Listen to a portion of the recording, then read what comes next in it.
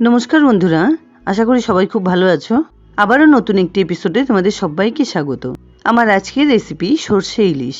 Traditional এই রেসিপিটি সবাই যে যার পছন্দ মতো বানিয়ে নেয়। মাত্র 10 মিনিটের মধ্যেই দুর্দান্ত স্বাদের এই রেসিপিটি আমি কিভাবে বানিয়ে নিই সেটাই তোমাদের সঙ্গে শেয়ার করব। আশা করছি সবার খুব ভালো লাগবে, আর এইভাবে রান্না করার পর অন্যভাবে রান্না করতে ইচ্ছে করবে না। তাহলে চলো দেখে নাও যাক পুরো ভিডিওটা। এখানে আমি দুটো মিডিয়াম সাইজের ইলিশ মাছের থেকে মাথার লেজটাকে বাদ দিয়ে দিয়েছি। বাদ দেবার পর এখানে আমি বড় সাইজের 9টা মাছের পিস নিয়েছি। ভালো করে ধুয়ে নেবার পর এবার এর মধ্যে পরিমাণ মতো নুন আর হলুদ মাখিয়ে নিচ্ছি। ইলিশের নাম শুনলে জিভে জল আসে না এমন বাঙালি খুব কমই আছে। সরষে ইলিশ, ভাপা ইলিশ, দই ইলিশ, ইলিশ মাছের টক সবকিছুই কিন্তু খেতে দুর্দান্ত। তবে এই সরষে ইলিশের স্বাদই আলাদা। মাছগুলোতে ভালো করে নুন হলুদ মাখিয়ে নেবার পর একটা বাটিতে তুলে নিচ্ছি 2 টেবিল স্পুন কালো সরষে, 2 টেবিল স্পুন সাদা সরষে। এর সঙ্গে মিশিয়ে দিচ্ছি 4-5টা শুকনো লঙ্কা আর নিজেদের স্বাদ অনুযায়ী 7 থেকে 8টা কাঁচা লঙ্কা। এবার জল দিয়ে এগুলোকে 5-7 মিনিট এভাবেই ভিজিয়ে রেখে দেবো। তাতে করে সরষেগুলো কিন্তু খুব সুন্দর নরম হয়ে যাবে। কাঁচা লঙ্কাটা কিন্তু এর সঙ্গে ভেজানোর দরকার নেই, আমি ইচ্ছে করেই রেখে দিলাম।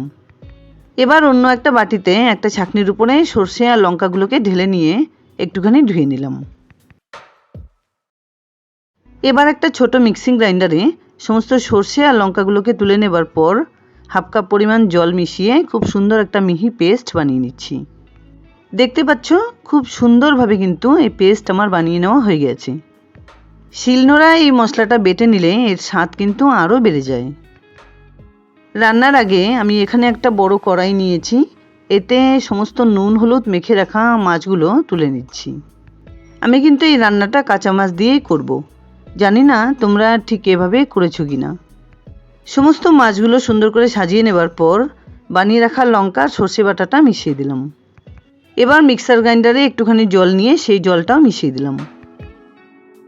সঙ্গে দিয়ে দিচ্ছি পরিমাণ মতো নুন, 1 টিস্পুন হলুদ গুঁড়ো। চারদিক দিয়ে সাজিয়ে দিচ্ছি একটা বড় সাইজের টমেটো কুচি, আর এর সঙ্গে দিয়ে দিলাম ধনেপাতা কুচি।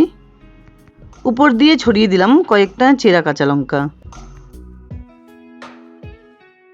সবশেষে এর উপর দিয়ে 1/2 কাপের থেকে একটু বেশি পরিমাণে কাঁচা সর্ষের তেল এভাবে মিশিয়ে দিলাম।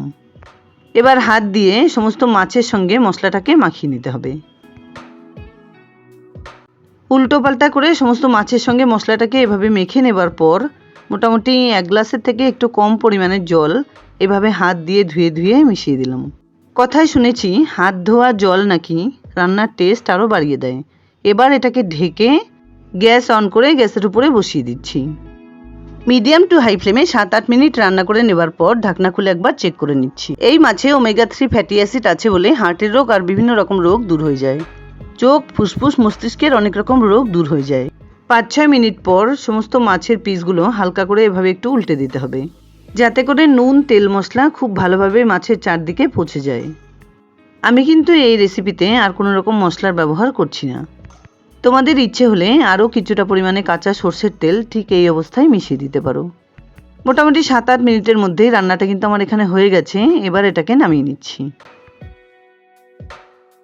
কি বন্ধুরা, মনে হচ্ছে তো যে এত তাড়াতাড়ি ইলিশ মাছ রান্না কি করে হয়? সেই সমস্ত বন্ধুদের বলছি, রান্নাটা দেখেই তোমরা বুঝতে পারবে কতটা পারফেক্ট আর সুন্দরভাবে রান্নাটা হয়েছে। যাই হোক, দুর্দান্ত স্বাদের সরষে ইলিশ রেসিপি আমার রেডি অ্যান্ড সার্ভড। আশা করছি বন্ধুরা আমার এই রেসিপিটি তোমাদের খুব পছন্দ হয়েছে। যদি এতটুকুও ভালো লেগে থাকে তাহলে প্লিজ ভিডিওটাকে একটা লাইক করো, শেয়ার করো ফ্যামিলি ফ্রেন্ডসদের সঙ্গে। আর আমার চ্যানেলের নতুন বন্ধু হয়ে থাকলে প্লিজ চ্যানেলটাকে সাবস্ক্রাইব করে পাশে থাকা বেল আইকনটা অলে করে দিও, যাতে আমার আপলোড করা সমস্ত ভিডিও নোটিফিকেশান সবার আগে তোমাদের কাছে পৌঁছে যায়। দেখা হচ্ছে নতুন কোনো রেসিপি নিয়ে। ভালো থেকো, ধন্যবাদ।